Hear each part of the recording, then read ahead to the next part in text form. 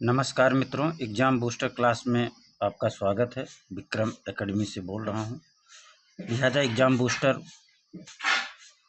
ऐसा कलेक्शन आपको नहीं मिलेगा जो विगत वर्षों में आ चुके हैं। आने वाले एग्ज़ाम में पूरी की पूरी संभावना है कि यहीं से ही क्वेश्चन पुटअप किया जाएगा। तो लिहाजा आप लोगों के लिए बहुत ही अच्छा रिवीजन है। एग्ज़ाम के समय शॉर्ट टर्म तो विभिन्न परीक्षाओं में आ चुके हैं।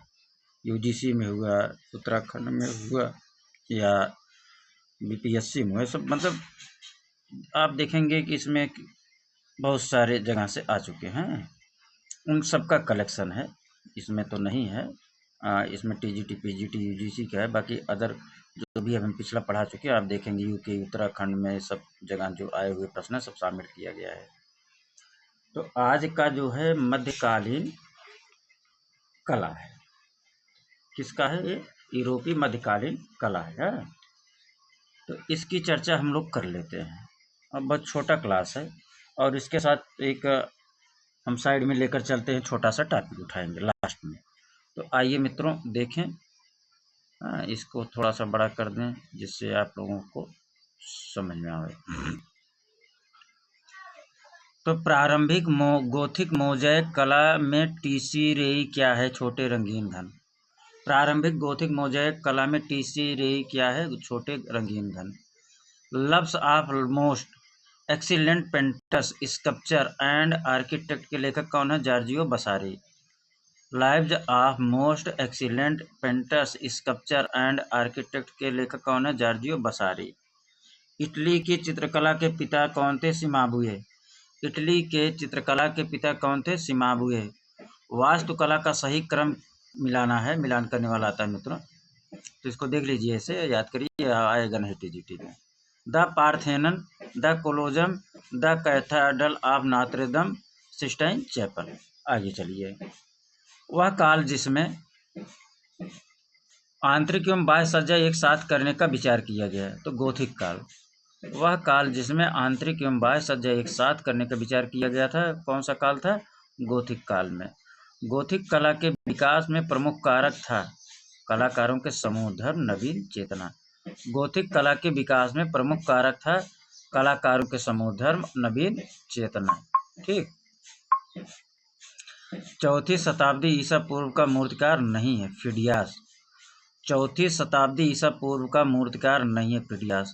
तो किस प्रश्न उठता है, किस शताब्दी का चित्रकार है? इसको कमेंट करके आप लोग जरूर भेजिए मित्रों। फिडियास तो चौथी शताब्दी ईसा पूर्व का नहीं है, तो किस समय का है, किस काल का है? कमेंट करिए। गियोट्टो प्रसिद्ध हैं भित्ति चित्रकार के लिए। जियोत्तो प्रसिद्ध हैं, गियोट्टो ऐसे आता है। जियोत्तो प्रसिद्ध हैं भित्ति चित्रकार के रूप में। आद्य पुनर्जागरण का महान चित्रकार था जियोत्तो। देखो यहाँ गियोट्टो प्रसिद्ध है, यहाँ जियोत्तो दे दिया। ठीक। आद्य पुनर्जागरण का महान चित्रकार था जियोत्तो। ठीक। वह कला शैली जिसमें रेखी प्रवृत्ति अत्यधिक प्रबल थी, रोमनस्क कला शैली। वह कला शैली जिसमें रेखी प्रवृत्ति अत्यधिक प्रबल थी, रोमनस्क कला शैली। इटली की गोथिक काल के चित्रकारों में प्रमुख कलाकार कौन था? जियोत्तो। इटली की गोथिक काल के चित्रकारों में प्रमुख कलाकार था जियोत्तो। वह शैली जिसमें रंगीन कांच की खिड़कियों की कला अस्तित्वमयी गोथिक। वह शैली जिसमें रंगीन कांच की खिड़कियों की कला अस्तित्वमयी गोथिक। बाइजेंटाइन कलाकारों द्वारा प्रकार की विषय वस्तु चुनी गई, धार्मिक।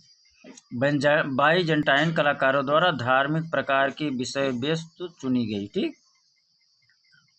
कला में आकृतियों के चित्रण का निषेध कहाँ किया गया? बाइजेंटाइन कला में।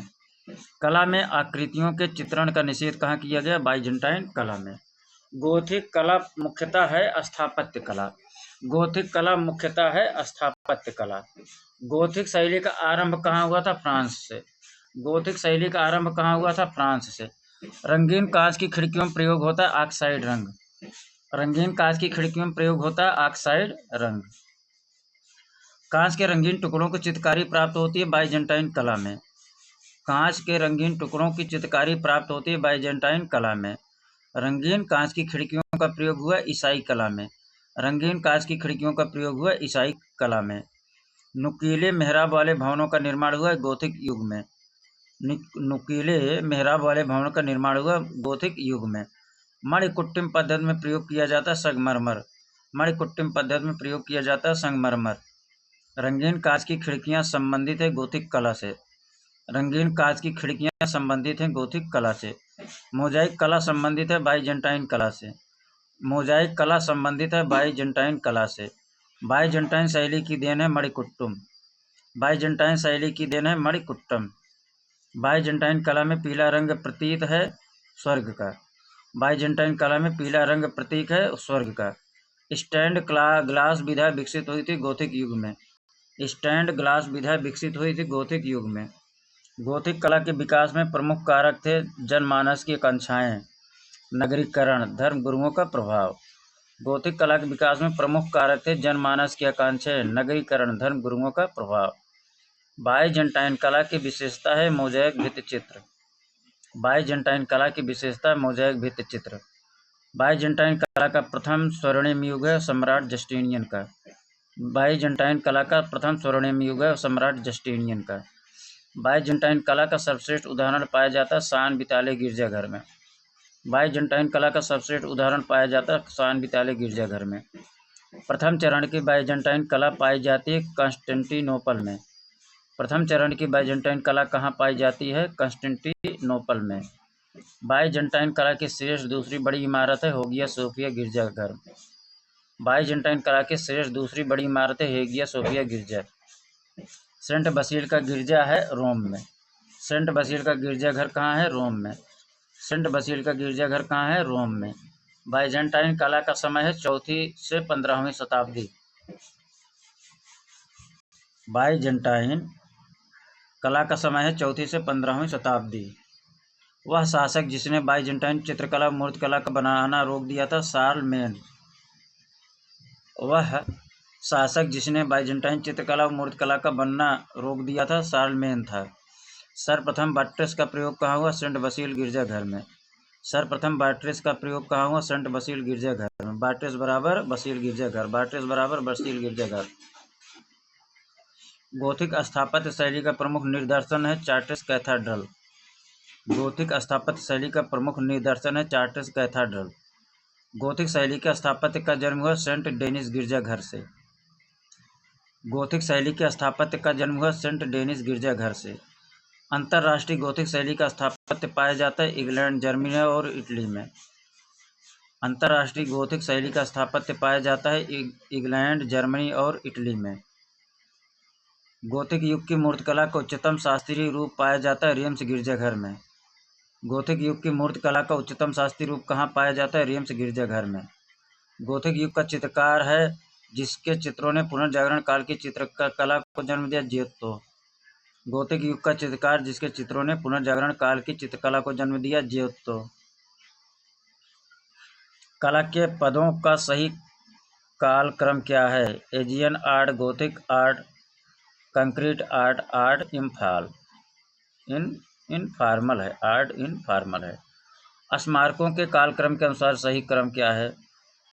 Hagia Sophia, Reims cathedral, Medici palace, Saint Peter's basilica. Paris का नात्रे दम क्या है? कैथेड्रल है। पेरिस का नात्रे दम है कैथेड्रल है। पेरिस का नात्रे दम क्या है? कैथेड्रल है। पाश्चात्य स्मारकों का सही कालक्रम है एक्रोपोलिस का, पार्थेनन, रोम का कोलोजियम। पाश्चात्य स्मारकों का सही कालक्रम है एक्रोपोलिस का, पार्थेनन, रोम का Colosseum. Hagia Sophia, Reims cathedral. पाश्चात्य स्मारकों का सही क्रम इस प्रकार है, देख लीजिए। ठीक। व्यक्ति चित्र की चित्रकारी में ग्रीक यथार्थता आगे 3वीं शताब्दी तक ले जाया गया। प्रारंभिक उदाहरण क्या है? बाइजेंटाइन के डोरमिशन के चर्च में। बाइजेंटाइन के डोरमिशन के चर्च में व्यक्ति चित्र की चित्रकारी में ग्रीक यथार्थता आगे 3वीं शताब्दी तक ले जाया गया। प्रारंभिक उदाहरण कौन सा है? बाइजेंटाइन के डोरमिशन के चर्च से। तो मित्रों, इस प्रकार से ये जो है पूरा हुआ। पुनर्जागरण कालीन कला जो है आगे चलता रहेगा। अब वो एक टॉपिक हम आप लोगों के लिए हमेशा लेकर चलते हैं। तो आज का टॉपिक आप लोगों के लिए कुछ बेहतर किया जाए, क्यों, है कि नहीं? आज का टॉपिक भी कुछ बेहतर रहे। ठीक है, आज उठा लेते हैं। 1 मिनट आप लोग होल्ड रखिएगा।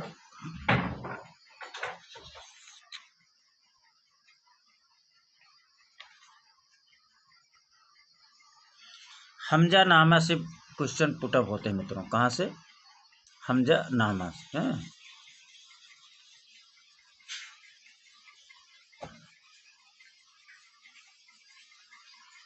अरे नहीं, आज का एक विषय लेकर आए हैं इसके साथ मित्रों, हमजा नामा।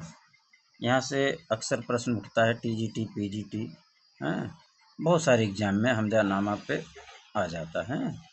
लिहाजा आज इनका जो है पूरा हमजा नामा का क्लियर नामा का बना दिया जाए ना। पहला प्रश्न है हमजा नामा का, चल रहा है। हमजा नामा का सर्वाधिक चित्रण किसकी देखरेख में हुआ? हमजा नामा का सर्वाधिक चित्रण किसकी देखरेख में हुआ? तो अब्दुल समद सिराजी के देखरेख में हुआ। ठीक। हमजा नामा अमीर ए हमजा का फारसी अनुवाद है। हमजा नामा किसका अनुवाद है? अमीर ए हमजा का फारसी अनुवाद है। अगला, हमजा नामा ग्रंथ में मोहम्मद साहब के समकालीन अमीर हमजा की कहानी है। पूछा जाता है हमजा नामा में किसकी कहानी है? हमजा नामा ग्रंथ में मोहम्मद साहब के समकालीन अमीर हमजा की कहानी है। हमजा नामा में कितनी कहानियां हैं? तो मित्रों 360 कहानी है। कितनी? इसमें 360 कहानी है। कितनी है? 360 है। ठीक, चलिए। हमजा नामा में मोहम्मद साहब के चाचा अमीर हमजा के साहसिक कार्यों का वर्णन है। आगे, हमजा नामा को अकबर ने 12 खंडों में विभाजित कराया। हमजा नामा को अकबर ने कितने खंडों में विभाजित कराया? 12 खंड। हमजा नामा कितने खंड हैं? तो 12 खंड। कितने खंड हैं? 12 खंड। हमजा नामा के कितने खंड है? 12 खंड। हमजा नामा में कितनी कहानी है? तो 36 कहानियां। कितने खंड है? 12 खंड है। हमजा नामा के प्रत्येक खंड में 100 जुज हैं। इस जो है 12 खंड में 12 खंड है, तो एक खंड में 100 जुज हैं। कितना? एक खंड में कितना है? 100 जुज है। प्रत्येक खंड में 100 जुज, मतलब हर एक खंड में 100 जुज। ठीक है, जुज 100 जुज हैं। ठीक। हमजा नामा में कुल कितने चित्र थे? हमजा नामा में कुल कितने चित्र थे मित्रों? ये भी प्रश्न उठता है ना। हमजा नामा में कुल कितने चित्र थे? रुको देखें, इसको कैसे मिटाया जाए। हाँ, एक मिनट रुकिए भैया, थोड़ा हम भी प्रैक्टिकल कर रहे हैं। ये कैसे, किसको करें, क्या करना होता है यार।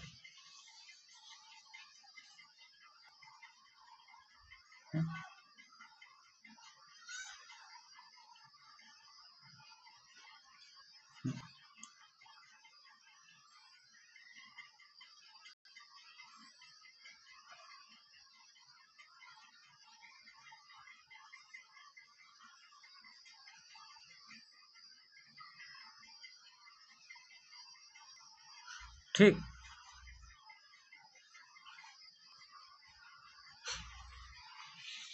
हमजा नामा में कुल कितने चित्र? हमजा नामा में चित्र कितने हैं? नाटक नहीं करें। कितने चित्र हैं मित्रों?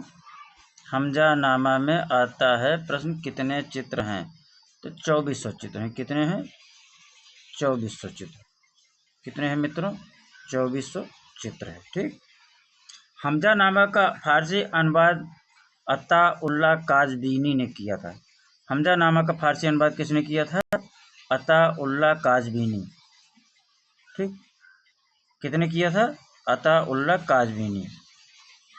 हमजा नामा का फारसी अनुवाद किसने किया था? अता-उल्लाह काज़वीनी। कंफ्यूज मत होना। हमजा नामा का सर्वाधिक चित्रण अब्दुल समद सिराजी के देख रेख में हुआ था। चित्रण किसके देख रेख में हुआ था? अब्दुल समद सिराजी।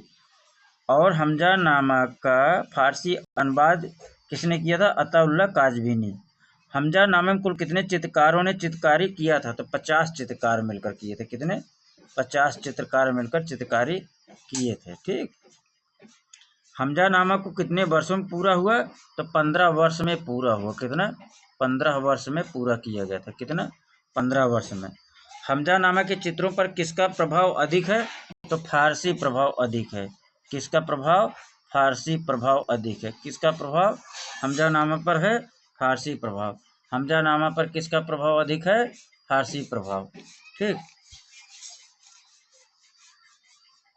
हमजा नामा के चित्रों का निर्माण किस धरातल पर किया गया? तो कागज लगे सूती कपड़ा पर। हमजा नामा में चित्रों की माप के साइज क्या है? 67.5 × 50। अमीर हमजा के कुल कितने चित्रण उपलब्ध हैं? 150 चित्र। हमजा नामा को संग्रहित करके 1925 ईस्वी में वियना में किसने छपवाया? ग्लूक ने। 61 चित्र हमजा नामे के कहाँ है? आर्ट म्यूजियम वियना में है। 25 चित्र साउथ केसिंगटन संग्रहालय लंदन में है। 15 चित्र अमेरिका के विभिन्न संग्रहालय में हैं। हमजा नामा के चित्र भारत में कुल कितना उपलब्ध है? 6 चित्र हैं। भारत कला भवन वाराणसी में हमजा नामा के कितने चित्र हैं? 2 चित्र हैं। मुंबई में हमजा नामा के कितने चित्र हैं? 2 चित्र हैं। बड़ौदा संग्रहालय में हमजा नामा के कितने चित्र हैं? 1 चित्र हैं। हैदराबाद संग्रहालय में हमजा नामा के कितने चित्र हैं? 1 चित्र हैं। हमजा नामा के चित्रों की विशेषताएं। हमजा नामा के चित्र अलंकारिक न होकर घटना चित्र है। हमजा नामा के चित्रों पर प्रारंभिक चित्रों पर किसका प्रभाव अधिक है? ईरानी प्रभाव अधिक है। हमजा नामा के चित्रों पर प्रारंभिक चित्रों पर किसका प्रभाव अधिक है? ईरानी प्रभाव अधिक है। किसका प्रभाव अधिक है? तो ईरानी प्रभाव अधिक है। किसका प्रभाव अधिक है? तो ईरानी प्रभाव अधिक है। ईरानी फारसी एक ही है? ठीक है। हमजा नामा के चित्रों में कितने चश्म चेहरे की अधिकता है? तो 1 चश्म चेहरे की अधिकता है। हमजा नामा के चित्रों में कितने चश्म चेहरे की अधिकता है? 1 चश्म चेहरे की अधिकता है। हमजा नामे में हाशिए का चित्रण कैसा है? भारतीय ढंग जैसा है। हमजा नामे में हाशिए का चित्रण कैसा है? भारतीय ढंग जैसा है। हमजा नामा में किस रंग का प्रयोग हुआ है? चमकदार रंग का। हमजा नामा में किस रंग का प्रयोग हुआ है? चमकदार रंग का। हमजा नामा में प्रकृति का अंकन किस शैली में हुआ है? भारतीय फारसी शैली में। हमजा नामे में प्रकृति का अंकन किस शैली में हुआ है? भारतीय फारसी शैली में। में किस रंग का प्रयोग हुआ है? चमकदार रंग का। किस रंग का? चमकदार रंग का। हमजा नामा में प्रकृति का अंकन किस शैली में हुआ है? भारतीय फारसी शैली में। हमजा नामा में प्रकृति का अंकन किस शैली में हुआ है? तो भारतीय फारसी शैली में। हमजा नामा के संयोजन में किसकी झलक दिखाई देती है? अजंता की। हमजा नामा के संयोजन में किसकी झलक दिखाई देती है? अजंता की। हमजा नामा का चित्र गांव के कुएं पर स्त्रियां, ये चित्र कहाँ से लिया गया है? हमजा नामा से। गांव का कुआं कहाँ से लिया गया है? हमजा नामा से। हीरा काटने की मशीन कहाँ से चित्र लिया गया? हमजा नामा से। हीरा काटने की मशीन का चित्र कहाँ से लिया गया? हमजा नामा से। हमजा नामा किसके समय की प्रथम चित्रित पांडुलिपि है? तो अकबर के समय की। किसके अनुसार हमजा नामा हुमायूं के मस्तिष्क की उपज थी? अताउल्लाह काजवीनी के। किसके अनुसार हमजा नामा पूर्णतः अकबर के समय चित्रित हुई? रायकृष्ण दास। हमजा नामा हुमायूं के समय प्रारंभ हुआ, अकबर के समय में पूरा हुआ। हमजा नामा एक कहानी है अमीर हमजा की। कुल कहानी इसमें 360 हैं। हमजा नामा में मित्रों 12 खंड हैं। इन 12 खंडों में सब मिलाकर 2400 चित्र हैं। हमजा नामा का माध्यम क्या है? तो सूती कपड़ा, कपड़े पर लगा कागज। माप 67.5 × 50। यह विकल्प के अनुसार लगाया जाएगा। सूती कपड़ा या कपड़े पर लगा कागज या आ जाएगा क्या बोलते हैं, कैनवास। तो आप अपने समझदारी के हिसाब से लगाइएगा। अगला विषय लेकर आएंगे फिर इसी के साथ अगले टॉपिक में। हो सकता है तूती नामा लेकर, हो सकता है दीवाने हाफिज, तो कुछ ना कुछ एक अलग से आज क्लियर हो जाएगा मित्रों। ठीक है, नमस्कार। और प्रैक्टिस सेट 4 हम जो है वीडियो डाल चुके हैं। जो भी लोग इसको देखे हैं वो प्रैक्टिस सेट 4 जो अभ्यास सीरीज हम लेकर आए हैं, 10 जो है सेट का एक जो है हमने सीरीज चलाई है, उसका चौथा हमने जो है वीडियो बना के डाल दिया है। मान कर चलिए, बार बार मैं कहता हूँ टीजीटी में 100 प्रश्न आने ही आने हैं उस 10 टेस्ट सीरीज से, आप देख लीजिएगा। या कहीं का भी परीक्षा हुआ हो देख लीजिएगा, 80-90 क्वेश्चन अगर कम फंस रहा हो तो देख लीजिएगा, चाहे बीपीएससी हो, चाहे यूके हो, चाहे एलटी हो, कहीं से भी उठा के आप चेक कर लीजिए जो मैं दे रहा हूँ। हर सेट में 5 से 10 क्वेश्चन फंसेंगे, किसी में 15 भी आ सकता है, तो रेशियो 10 मान कर चलेंगे। हो सकता है किसी में 4 ही आवे और किसी में 15 आ जाए, किसी में 17 आ जाए। हर सेट से क्वेश्चन आना ही आना है मित्रों, लिहाजा रिवीजन जम के करिए, एक एक लाइन पे उसको जो है अपना जो बनाइए, कंठस्थ करिए। ठीक, अगर अच्छा लगा हो लाइक और सब्सक्राइब जरूर करिए, शेयर करिए। धन्यवाद। सब्सक्राइब मित्रों थोड़ा करिए, अभी मैं स्टार्ट किया हूँ, और शेयर करिए हमारे चैनल को, जिससे हमारा मनोबल बढ़ेगा। तो हम एग्ज़ाम के समय तक तो बहुत सारे कुछ हम देंगे, छोटे छोटे टॉपिक जो भी कन्फ्यूजन वाले टॉपिक हैं, हर चैप्टर का जो भी कन्फ्यूजन वाला टॉपिक है हम इतनी बार रिपीट करवाएंगे कि आप सुन के याद हो जाएगा। अभी तो बड़ा बड़ा जा रहा है वीडियो, हम 5-10 मिनट के लेकर आएंगे, एक ही टॉपिक उठाएंगे और इतना रिपीट कर देंगे कि आप एक बार सुन लिए तो आपको भूलेगा नहीं, कन्फ्यूजन खत्म हो जाएगा भाई। क्योंकि होता क्या है कि एक बार ही पढ़ते हैं आदमी भग जाता है, और जब सुनता है तो ज़्यादा याद होता है। तो मित्रों इसको बार बार रिवीजन करिए और प्रैक्टिस सेट को भी बार बार हल करिए, और सब्सक्राइब जरूर कर लीजिए, जिससे हमारा जो भी महत्वपूर्ण कंटेंट मिलेगा भेजेंगे, जिससे आपके पास तक तत्काल पहुंच जाए। ठीक है, धन्यवाद, नमस्कार।